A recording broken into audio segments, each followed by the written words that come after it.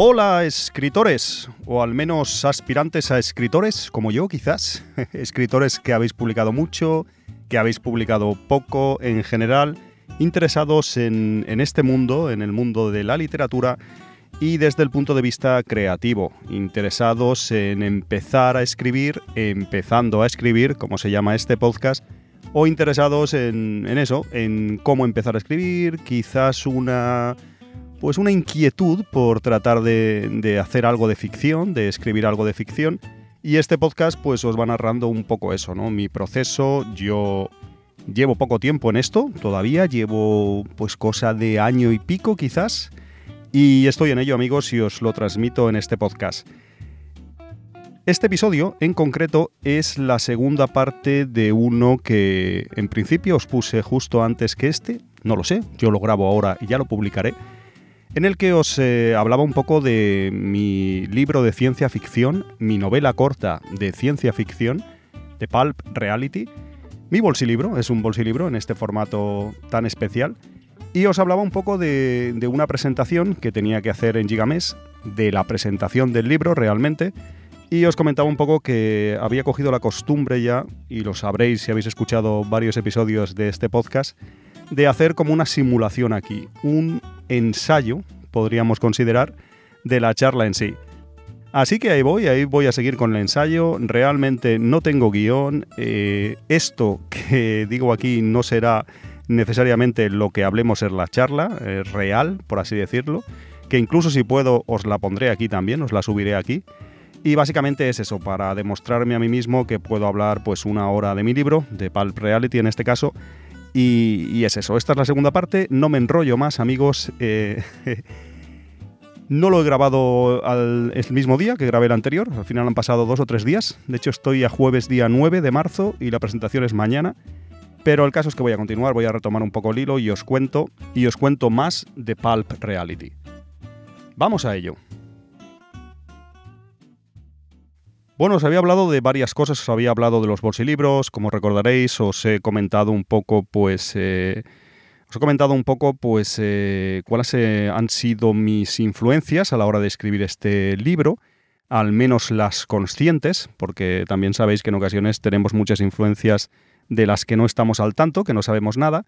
Y ahora os voy a comentar otros aspectos. Por ejemplo, en la charla real sí que evidentemente el amigo Star de Matranet y el amigo Javier Ruiz Caldera, el director de cine. Pero aquí pues yo me lo guiso, yo me lo como todo y sí que comentaré y os comento ahora el tema de la estructura casi involuntaria que he usado en este Pulp Reality. A la hora de escribir, y sobre todo una novela, aunque en este caso sea una novela corta, siempre os dirán o habréis leído o seguramente os suene que en principio es bastante importante tener una estructura o trabajar algo en la estructura antes de ponernos a escribir. Y yo estaba leyendo de nuevo este Pulp Reality hace pocos días y caí en la cuenta de que tiene más estructura de lo que yo recordaba. Estos libros, este bolsilibro, he escrito más, que irán saliendo, ya os comenté, pero este Pulp Reality en concreto, esta novela corta, esta distopía de ciencia ficción ambientada en un Japón del futuro, pues le pasa eso, ¿no? Le pasa que tiene más estructura involuntaria, porque los libros estos los escribo rápido, así en una semana aproximadamente. Tiene más estructura de lo que yo pensaba. Y estaba reflexionando, y os cuento más. Quiero escribir un guión de cine, o al menos intentarlo, quiero escribirlo. Y me estoy últimamente leyendo bastantes libros sobre eso, sobre cómo escribir guiones de cine, diferente documentación y tal. Me estoy a nivel también pues teórico. Y lo que os comentaba, vaya hombre. Para aquí es lo que hay. Bah, tío, esto qué mierda es, tío. Hola. Bueno, tienes que empalmar aquí, es lo que hay, pero como siga fallando esto, me voy de aquí y lo grabo de nuevo, ¿eh? No se ponga tonto, ya sé lo que voy a hacer. El caso es que en la charla real, pues claro, estará en este caso Javier Ruiz Caldera, el director de cine, y mi amigo Star de Matranet y de Generació Digital, y claro, evidentemente aportarán y tal. Aquí estoy yo solo y yo me lo guiso y yo me lo como. Me estoy documentando en la medida de lo posible y un poco pues de manera autodidacta para el tema de escribir guión. Y es muy importante la estructura. He visto que pues hablan, ya lo sabía, ¿no? Al menos pues, las tres partes de un guión: el inicio, el nudo y el desenlace, los puntos de la trama, el conflicto, el antagonista. Hay una serie de conceptos que, como ya imaginaréis, se repiten en muchos guiones de cine y que, aunque hay una cierta libertad, se puede considerar que hay como un libro, una hoja de ruta, ¿no? Unas instrucciones de más o menos cómo se hace un guión, o al menos qué puntos debería tener un guión en cuanto a la estructura. Y como os decía, este Pulp Reality realmente tiene más estructura de lo que yo pensaba. O sea, ahora leyéndolo y analizándolo, me parece curioso que tiene bastante estructura de manera involuntaria. O sea, cuando lo leáis ya veréis, algunos de vosotros sé que lo habéis leído incluso, pero sí que hay, pues eso, una presentación de un personaje rápida, un inicio de un conflicto que pone la trama en marcha. Os lo he desvelado ya en el anterior episodio, en la primera parte del ensayo de esta charla, que un autor se encuentra con un personaje de su libro, y eso evidentemente es el punto de inicio, ¿no? El incidente generador de toda la trama, de todo el conflicto, lo que pone todo a rodar. Y como os decía, es una pequeña curiosidad, pero me ha resultado curioso que hay más estructura involuntaria por mi parte de la que yo pensaba. Como os he comentado, yo he escrito este bolsilibro en una semana, me lo he impuesto así, os lo dije también en la anterior parte de la charla. Respetar y hacer un tipo de pulp fiction, de literatura de bolsilibresca, de bolsilibro o de pulp, un homenaje al pulp americano y tal, de autores que tenían que escribir muy rápido y bueno, he intentado hacerlo, lo he conseguido.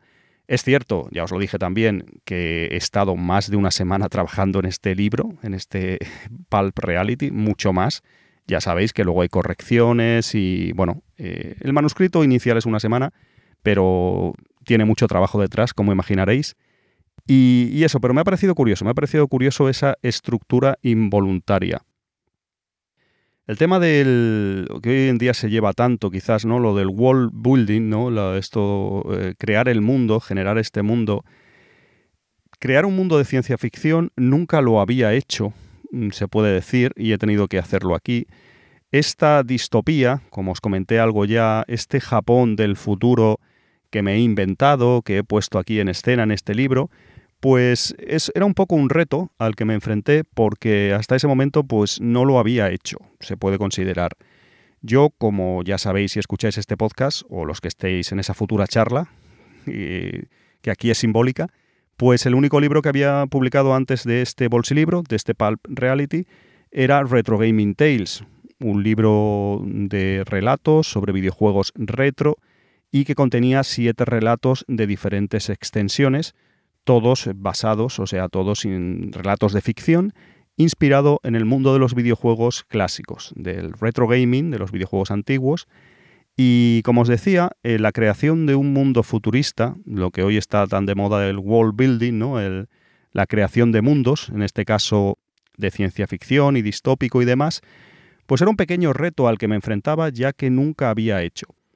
Es cierto que en Retro Gaming Tales, y por eso os lo mencionaba, hay un relato, no sé si lo habéis leído, pero hay un relato relativamente corto, el segundo, se llama Tentativa fallida, para más datos, donde sí que creaba un mundo de ciencia ficción, también un poco distópico, ¿por qué no? Tenía que crear todo un mundo y su estructura en un relato corto, en el que no se daban muchos detalles, pero bueno, tuve que crearlo. Así que en este Pulp Reality realmente no era la primera vez que lo hacía, sino que ya había creado alguna cosilla, aunque por ejemplo en Retro Gaming Tales este pequeño relato, pero no me ha resultado muy difícil, pensé que sí, quizás que sería complicado, crear una sociedad del futuro que no existe, con ciertos paralelismos y, con cierto parecido a nuestra sociedad real y actual. Y este Japón, ya os comenté que uno de los motivos de escribir este bolsilibro es, como ya sabéis, que me gusta mucho Japón, y era una forma de hablar de un Japón del futuro, ¿no? De algo que se me pasara por la cabeza, o una fabulación mía de cómo sería un Japón en el futuro. Y realmente no me costó tanto, y lo que he hecho para este world building del que os estoy hablando, es un poco pues tomar diferentes aspectos de la sociedad nipona actual y llevarlos, extrapolarlos a lo que yo creo que pueda pasar en el futuro. No a lo que a mí me gustaría, pero sí al menos a lo que yo tengo en mente. Entonces, pues realmente solamente llevé, o mi idea es llevar pues aspectos de la sociedad actual nipona que sean reconocibles por el lector hoy en día a un posible futuro. También os digo más, no solo de la sociedad japonesa, sino de la nuestra o la sociedad incluso mundial, ¿no? Así yo creo que el lector al leer el libro y esas pequeñas pinceladas, esos ingredientes de la sociedad distópica, de ese mundo de ciencia ficción que no existe y que creo aquí, se siente identificado al leerlo, ¿no? Reconoce como algo real, más o menos, aun siendo un mundo evidentemente de ficción y una especulación científica, por así decirlo, o hasta cierto punto científica, del futuro. Yo creo que eso es interesante. Os doy un ejemplo. Sabéis que cada vez las personas nos vamos a jubilar más tarde. Es algo que en las sociedades capitalistas y a nivel mundial es una cosa que desafortunadamente yo creo está sucediendo, ¿no? Ya se habla de jubilaciones a los 70 años. También en muchos países, por ejemplo, como aquí, como en España, pues se dice que la caja de las pensiones está realmente maltrecha y que en un futuro no se sabe si las personas como nuestros padres hoy en día, pues, o abuelos y demás, tienen jubilación, si nosotros podremos tenerlas, ¿no? Es algo que se sabe más o menos y que en un futuro cada vez la edad de la jubilación se irá posponiendo y que en las sociedades del bienestar, por llamarlo de esa forma, va a ser más complicado mantener pues las pensiones de, yo que sé, personas que se jubilaran a los 65 años y que vivan pues hasta los 80, los 90, pues cobrando su pensión. Eso va a ser complicado, está la cosa jodida, ¿por qué no llamarlo por su nombre? Y lo he llevado aquí a este Pulp Reality, ¿no? Aquí lo que hago es que en Japón el concepto de la jubilación, no sé si lo sabéis, pero es diferente. Realmente allí la gente no se jubila como lo entendemos aquí, la gente trabaja hasta mucho más tarde, nunca deja de trabajar del todo, casi me atrevo a decir. Entonces, si tenemos que crear un mundo de ciencia ficción, o yo tuve que crearlo o imaginarlo en este Pulp Reality, uno de los aspectos que pensé es que la jubilación se alargase, primero que no existiese, que realmente trabajaras hasta que te murieses, y segundo, alargar la vida muchísimo. Son dos cosas que van de la mano. Otro de los problemas de las sociedades modernas, y parece que me estoy poniendo aquí serio, otro de los problemas, como sabéis, es la falta de natalidad. Pues yo qué sé, cuando yo era pequeño, pues muchos amigos tenían pues 4 hermanos, 3 hermanos, ya sabéis, ¿no? Pues las familias eran de bastantes hijos. Los colegios, pues si vosotros tenéis mi edad, yo tengo casi 50 años, pues recordaréis clases pues con 40 alumnos, colegios llenos de niños. Ese boom, ¿no? Ese baby boom que se llamó incluso, pues ha ido menguando, ¿no? Cada vez está todo más difícil, las familias pues necesitan trabajar los 2 miembros de la familia, pues el dinero no llega, los sueldos versus el nivel de vida está muy complicada la cosa, y las personas cada vez tienen menos hijos, la verdad, sea por que están más informados, porque quieren disfrutar más la vida, porque no tienen dinero para alimentar a esos niños, porque no pueden conciliar el trabajo con el cuidado de los mismos, etcétera, etcétera.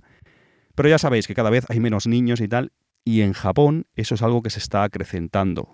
En el actual cada vez hay personas mayores y menos nacimientos, ¿no? El índice de natalidad está bajando, es una tendencia que lleva muchos años ya. Entonces, en este mundo distópico mío, de este bolsilibro, de este Pulp Reality, también quise llevar eso al extremo mayor, ¿no? Un paso más allá. Y si pues nunca te pudieras jubilar y hubiera personas trabajando a unas edades prácticamente ya siendo cadáveres, o sea, suena triste decirlo así, pero personas realmente viejas que trabajaran toda su vida, si no rindes al sistema no sirves, por así decirlo, y a la vez cada vez hubieran menos niños, hasta un nivel también alarmante. Imaginaos hoy en día pues mucho más, llevado más allá también, y que el gobierno, la única manera, o los gobiernos, en este caso el japonés de mi novela, la única forma que tuviera de más o menos mantener una población activa que trabajase y fuera laborable y que les pudiera sacar jugo, vamos a decirlo así, sería alargando la vida artificialmente de esas personas. Así que tenemos un panorama más o menos inicial en este Pulp Reality, o Inventé, en este world building del que os estoy hablando, en el cual los ancianos o la población es muy anciana en general, es una población muy mayor, es una población que trabaja toda su vida hasta que se muere. Si no interesas o si estás mal de salud, directamente te dejan morir, es inhumano pero es así. Y también no solo eso, sino que hay una serie de manipulaciones de la salud y con diferentes drogas, máquinas, inventos futuristas, científicos y demás, que alargan la vida de estas personas mayores, de estos ancianos y estas ancianas. Como cada vez es más difícil los problemas de natalidad, no lo explico mucho en la novela, pero yo tengo un background de por qué, pues se junta todo, ¿no? Imaginaos personas muy envejecidas en general, una sociedad con un gran número de personas ancianas, y esas personas que viven 120 años, 130 años, de manera artificial y casi inhumana, se les alarga la vida para que puedan seguir produciendo. Es uno de los ejemplos de esta construcción de mundos, de este world building que os digo, de esto que tuve que crear para Pulp Reality. Es verdad que es una novela corta, un bolsilibro de 96 páginas, y no tienes mucho tiempo para explayarte, por así decirlo, para entrar en detalles de cómo es la sociedad. Pero bueno, está bien dar unas pinceladas, crear un entorno en el que se muevan los personajes, donde podamos ver un poco qué es lo que sucede, ¿no? Qué es lo que va pasando. Y aparte de la trama en sí, que como os he adelantado, pues la premisa inicial es un autor que se encuentra en el mundo real con los personajes que él escribe, comienza a descubrir, primero encuentra a una mujer, o a la protagonista de su libro, y luego va encontrando más personajes de ese libro en el mundo real. Y eso, evidentemente, le crea muchos problemas.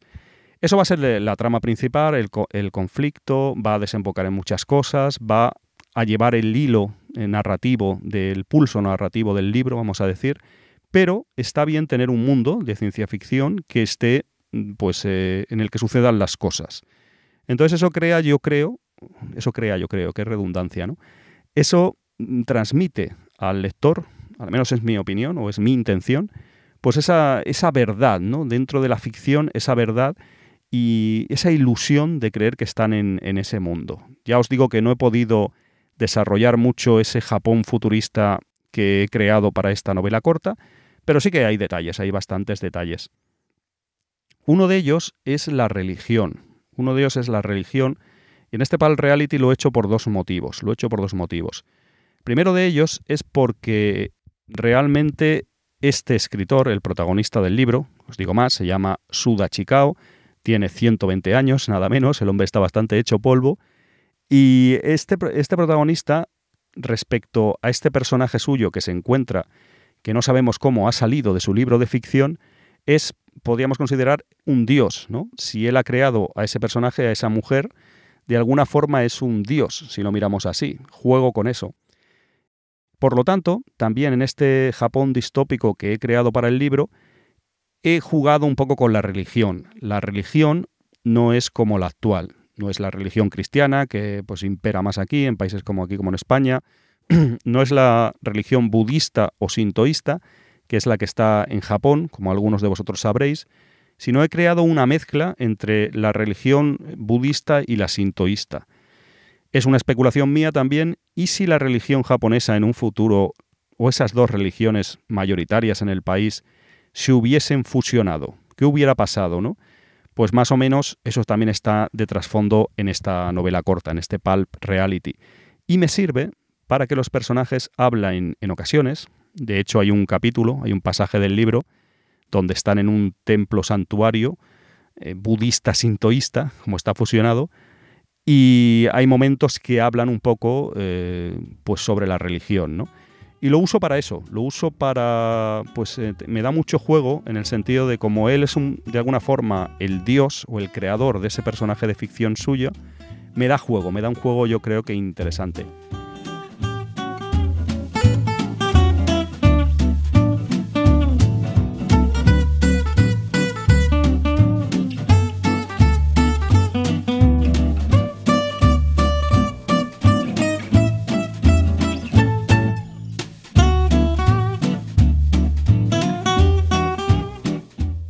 Pero pasando un poco página con la creación de mundos, es un consejo que os doy, y no soy nadie para dar consejos quizás, pero sí que creo que es importante, y lo tuve muy en cuenta y yo diría que ya que lo he respetado, es que cuando se escribe un libro de ciencia ficción así, aunque sea relativamente breve y demás, como es este caso, creo que es un error explicar como pues todo ese mundo como si fuese una enciclopedia casi, ¿no?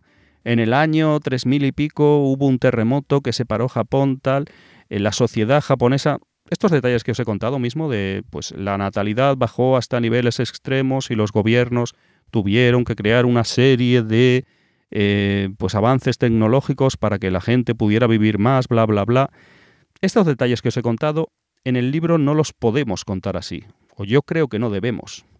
Igual habéis leído algún libro que no os ha gustado demasiado, de ciencia ficción, de autores pues novatos, como pueda ser yo, pero que yo creo que no han estado muy acertados en ocasiones, que empiezas el libro y empiezan a soltarte una perorata, a soltarte un rollo de cómo es esa sociedad, de que en tal año pasó tal, que este gobierno tal, que eso no lo puedes, yo creo, no lo debes meter así al lector. Hay que darle esa información, como ya imaginaréis, pues por píldoras y de una forma que no sea consciente del todo, que no sea como abrir un libro de historia o un Wikipedia y que sueltes, vomites toda la información.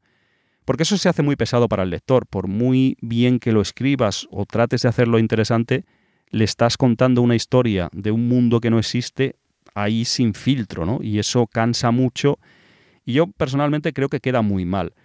Hay que transmitirlo, o al menos es mi opinión, de una forma, pues, de un modo más sutil, que vaya leyendo con reflexiones que hacen los personajes, pequeños detalles aquí, cuando van al metro, por ejemplo en este libro sucede, varios detalles allá, lo que os he dicho de esta fusión de la religión budista y sintoísta, sucede en un episodio que ellos vienen de pasar la noche por ahí de copas y pasean por un parque y hay al lado ese templo, ¿no? Entonces, gracias a eso empiezo, sin que te des mucha cuenta, a contarte detalles o eres consciente de que la religión ha cambiado. Todo lo hago así. Lo que os he contado, por ejemplo, de esas máquinas que alargan la vida de las personas ancianas y que tienen que tener tratamientos a nivel diario, pues eso no cuento un rollo de así, las máquinas tal, no, hago una escena que la utilizo para otro momento del libro, para otros motivos también, y aprovecho que él está en su mantenimiento, el protagonista, en este caso, en su mantenimiento diario, pues en las máquinas estas que os cuento y demás. O sea, toda esa información hay que transmitirla bien, clara. Yo creo que por dosis no puedes soltarlo todo al principio, sino durante el desarrollo de la novela, pues el lector va sabiendo más de ese mundo futurista, ese world building que hayamos pensado y creado. Vamos dando pildoritas y vamos soltando pues información con diferentes excusas, y me atrevo a decir excusas, ¿no? Y diferentes situaciones en las que vayamos transmitiendo una información importante para que el lector sepa en qué mundo se halla y dónde está. Yo creo que es importante, he tratado de hacerlo así y espero que haya funcionado y que os guste, pero creo que es un error y, por ejemplo, Javi, cuando esté en la charla real se lo podré preguntar, ¿no? Que en películas incluso, el que pues es director, sabe mucho de cine y tal, hay muchas películas también malas, vamos a decir, o no muy acertadas, donde dan la información, un personaje da toda la información de manera muy, pues, por así decirlo, muy a lo loco, ¿no? De una manera demasiado poco disfrazada, ¿no? Un personaje que la sociedad tal, te lo cuenta todo al espectador y solo le falta decir, ¿os habéis enterado, señores espectadores? ¿Habéis enterado de todo lo que os he dicho? No, en cine también pasa, ¿no? Creo que hay que tratar de dar esa información de otra forma, encontrar diferentes mecanismos para transmitir esa información de una manera un poco más sutil y yo diría incluso más acertada. Personajes. Personaje os he dicho de protagonista, voy a hablar un poco más, el poco tiempo que tenga ya. Se llama Suda Chikao y es un personaje, como os digo, de 120 años, que tiene muchísimos problemas de salud, que está obligado a trabajar, aunque no quiera. De hecho, tiene varios baitos, varios trabajos temporales nipones, y malvive porque hay una pobreza a nivel pues mundial y sobre todo, en este caso en el país, en Japón, bastante extrema. La gente malvive, La novela empieza él vive en algo parecido a un hotel cápsula llevado al extremo, lleno de suciedad, de olores, lleno de personas ahí hacinadas ahí. Y este protagonista, Suda Chikao, como os digo, pues está hecho polvo de la cabeza, de salud. Es un reflejo un poco de esta sociedad.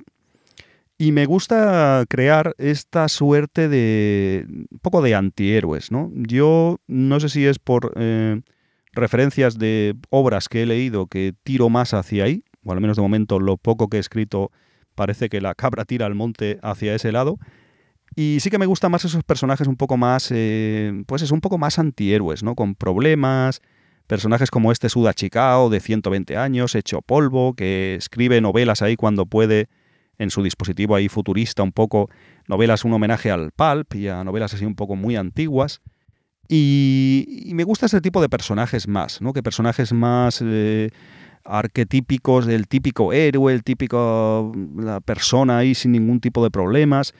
Y eso con este libro, este bolsilibro, pues es pues una escritura, un homenaje a estos bolsilibros y a la literatura pulp, ¿no? Que en ocasiones, como estaréis al tanto, los personajes suelen ser más esos héroes arquetípicos.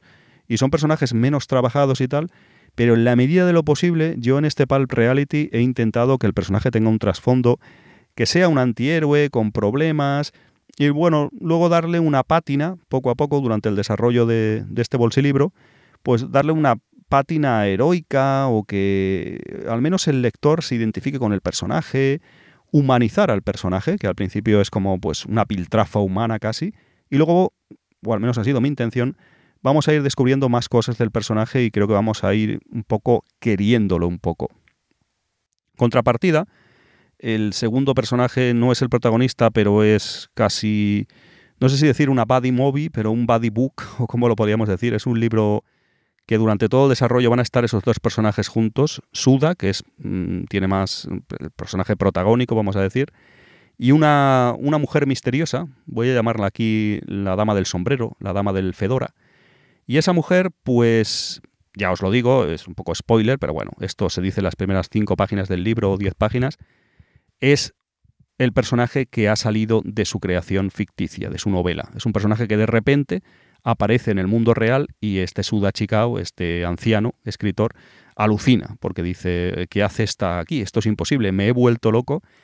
Pues este personaje también lo creé, pues eso, un poco como contrapunto de él. Y también, aunque no tengo tiempo de desarrollarlo en estas pocas páginas, porque ya habéis visto, tengo que pues hablar de todo, un poco presentaros esta sociedad distópica futurista japonesa y todos los detalles que os he dado, a la vez llevar la trama y a la vez pues que tratar de presentar a los personajes y que tengan una cierta profundidad, más o menos. Esta mujer, pues bueno, lo que hice es no sé realmente de dónde me ha salido la inspiración de este personaje, pero lo que hice es como si fuese un personaje de estos pulp, precisamente, o de los cómics también, quizás de los 60, 70, pues estos personajes justicieros un poco que, vistos con la óptica actual, se salen un poco de madre, ¿no? Esos personajes justicieros, en clave también tipo Batman, para que os hagáis una idea de los años 60, 70 quizás, o El Castigador, incluso Punisher y demás. Ya sabéis, personajes que eran como el Aladid de la justicia, pues a un nivel demasiado extremo o hasta estúpido, ¿no? Hasta estúpido, ¿no? Visto con perspectiva actual. Y esta mujer es algo así, es una mujer que va en silla de ruedas, está inválida. Esa silla de ruedas es como biónica, vamos a decir, o es... ¿por qué mentiros? Algo así como el Inspector Gadget en silla de ruedas. La silla tiene diferentes gadgets, diferentes opciones, ganchos, puede sacar aire, hace diferentes cosas, ya veréis. Y ella, pues eso, es un personaje, pues como os digo, como un defensor de la justicia, una suerte de superheroína, pero por otro lado va en silla de ruedas, con la cara tapada por una pamela, es una mujer de mediana edad, va con 2 caniches, 2 perritos atados a la silla de ruedas, que son muy fieros, ladran mucho, son muy violentos, son muy pequeños y a la vez muy voraces, muy amenazadores, que no deja de ser curioso y generar contraste, y son incluso hasta divertidos, puedo decir. Y entonces ya tengo más o menos montado esas dos cosas, ¿no? Tengo al protagonista, Suda Chikao, este hombre de 120 años hecho polvo, que en sus ratos libres escribe pequeñas novelas, y un personaje que increíblemente ha salido de su novela, esta mujer en la silla de ruedas, y que bueno, es increíble, puede teletransportarse, esta mujer tiene el poder de teletransportarse, además, va con nuestros dos perritos, es una justiciera sin escrúpulos, que en el mundo real genera muchos problemas, evidentemente. No es lo mismo en su ficción que cuando llega al mundo real, cómo se comporta, eso pues choca bastante con la realidad. Y luego también, para ir finalizando un poco con los personajes, que me quedo sin tiempo, pues el antagonista. El antagonista, a ver, es que no quiero pues desvelar demasiados detalles de la trama, y ya estoy desvelando demasiado, yo creo. El antagonista hay como dos antagonistas, podríamos decir. Básicamente el antagonista es, en este caso sí que creé directamente, y a propósito, evidentemente, un personaje completamente plano, sin mayor trabajo, un estereotipo total del villano maligno, un villano malo de por sí y sin nada detrás, o aparentemente sin nada detrás, ¿no? Quería, pues eso, un villano es la otra cara de la moneda de esta mujer de la silla de ruedas. También sale de los libros de este Suda Chikao, de este protagonista, y es un líder de la yakuza, una persona que tiene muchos yakuzas, masillas a su cargo, muchos peones yakuzas, delincuentes de poca monta, pero tiene una horda de ellos, los maneja y tal. Y este, pues, es un antagonista que me sirve tanto para Suda Chikao como en este caso para esta superheroína que él ha creado en su novela y que llega al mundo real. Pues tengo esta posibilidad de este antagonista que, bueno, la está persiguiendo a ella, como lo persiguen en sus libros, en la ficción, la está persiguiendo en el mundo real. Sí que para crear el antagonista, pues eso, es que no os puedo desvelar demasiado, pero eso me da bastante juego, ¿no? Ya tengo el conflicto principal, como os he explicado, que es que un personaje de ficción aparece en la realidad y durante todo el libro, gran parte del libro, el protagonista, Suda Chikao, este hombre tan mayor, se está preguntando cómo diablos es posible que eso sea así. Y además empieza a experimentar diferentes cosas. Si él escribe algo, eso se representa, tiene una influencia directa con ese personaje que tiene delante de sus narices. Empiezan a plantearse varias cosas de metaficción interesantes, ¿no? Hasta qué punto lo que él está escribiendo cambia en la realidad y hasta qué punto, pues, no os quiero contar más porque creo que es demasiado, pero básicamente es eso. Lo voy a ir dejando aquí porque llevo casi media hora también, llevo más de media hora. Básicamente es eso, no sé cómo será la presentación para ir finalizando este ensayo, esta segunda parte de este ensayo. Pues eso, crear un bolsilibro de ciencia ficción es así, la charla será así, más o menos. Hablaré también, si da tiempo, del proceso creativo. Os comenté en la anterior parte de este ensayo, y os he comentado algo aquí, que lo escribiré en una semana, pero cómo me lo monto, cuántas palabras escribo cada día, cuántas palabras son todo en estas 96 páginas. Os contaré más detalles en la charla real y sobre todo tendré las aportaciones más que interesantes del amigo Javier Ruiz Caldera y del amigo Josep Capell de Generació Digital y de Matranet. Yo creo que eso es todo. Ya sabéis, no lo he dicho, pero Pulp Reality se puede conseguir en Gigamés.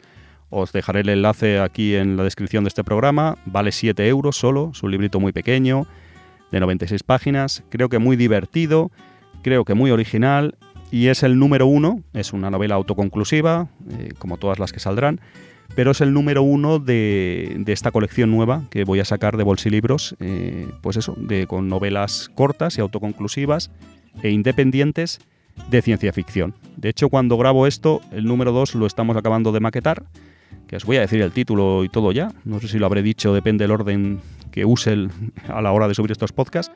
Se llamará Viajes en el tiempo low cost, y como su nombre indica, pues tiene que ver con los viajes en el tiempo. Así que de momento ahora estoy hablando de este Pulp Reality. Mañana daré la presentación real en Gigamés, con los amigos de Gigamés. También estará en streaming.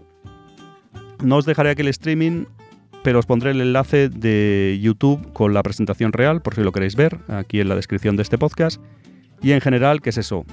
Espero que os haya ayudado esto para saber un poco cómo me lo he montado yo para escribir este libro y un poco todo este proceso creativo y toda esta bitácora de cómo lo hice y demás, igual os sirve de ayuda para una obra que estéis haciendo vosotros, para algo que vayáis a escribir en un futuro.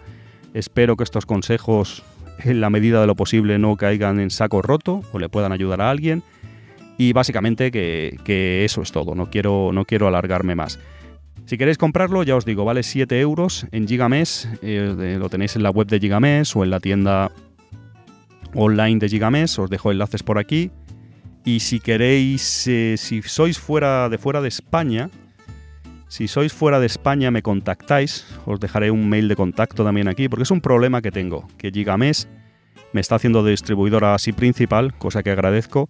Gigamés ahora no manda fuera de España, yo lo desconocía. Y si, por ejemplo, envié algunos a Europa, y lo he tenido que enviar yo mismo. Os dejaré un enlace aquí también, o en mi mail, un enlace por si sois de fuera de España, de Europa, de Estados Unidos, de lo que sea, Sudamérica, de donde sea, y queréis el libro, queréis este Pulp Reality, pues os dejaré un enlace para que podáis comprarlo también. Los gastos de envío son un poco más caros, pero bueno, que tengáis la oportunidad.